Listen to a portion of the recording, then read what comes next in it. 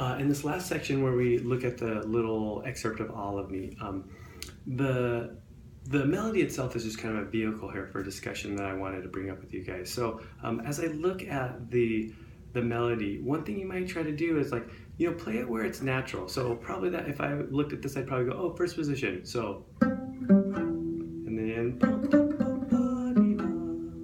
okay, and then I'd still be in first position. And again, we have, by using that, I have some open strings. The string crossings are in a certain place. So if I play these in other positions, just naturally I'll get different inflections and different phrasings. So for example, if I go then now this is on string, so that's cross string there, then and I could do some slurs, I can do some pull-offs there.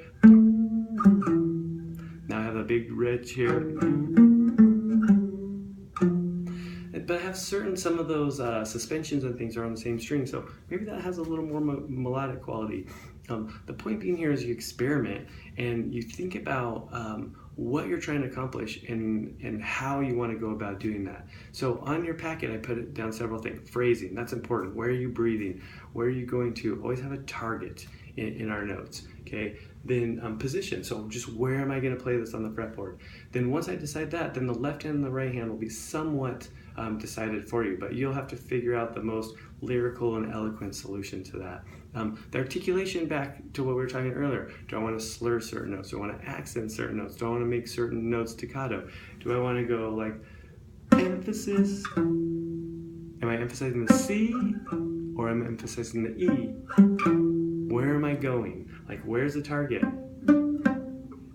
And this is a very deep discussion that won't be covered in this video here, but thinking about what harmonies are there, what's diatonic in the key that we're in, what notes seem to have more weight, where's their melodic leading tones and things like that, where do I want to put the emphasis. Then we also have like timbre. Am I playing this tasto? Am I playing this ponticello?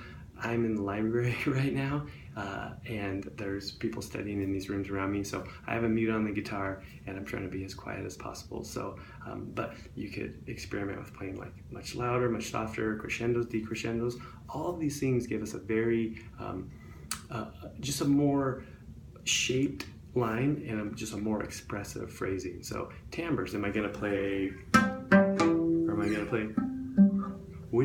How do I want this to sound? And a lot of that comes from, again, the prior video about the solfege. Once we start putting solfege on our notes and on our melodies and singing our melodies, we get a sense of what we want to do melodically, how we naturally phrase things, where we breathe, where we lean, where we linger, where we move quickly. And those are all, I think, humans in general have a very innate sense of music, even people that don't consider themselves very musical. So by nature, I think we're very musical. And so if we kind of rely on those skills that we innately have and hone them, then when we try to, we can try to mimic those on the guitar with vibrato, with crescendos, with decrescendos. Now the guitar with our articulations, we can't do everything that we can with our voice, but we can attempt that. And when we do that, we generally play more musically.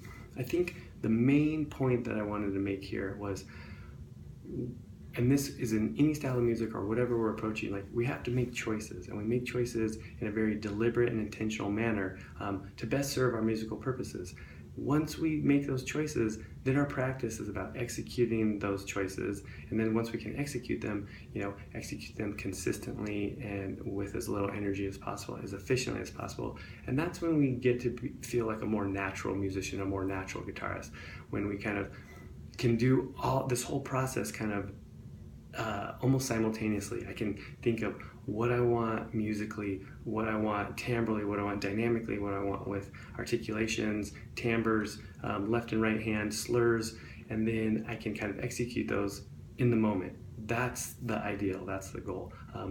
It's a lofty goal, it's a noble goal, and it takes work. So by going through these videos, I just wanted to give you some reinforcement of what we covered in the presentation. And again, if you have any questions, please feel free to contact me at travis.silvers@gmail.com or through my website, travis.silvers.guitar.com. Thanks, guys.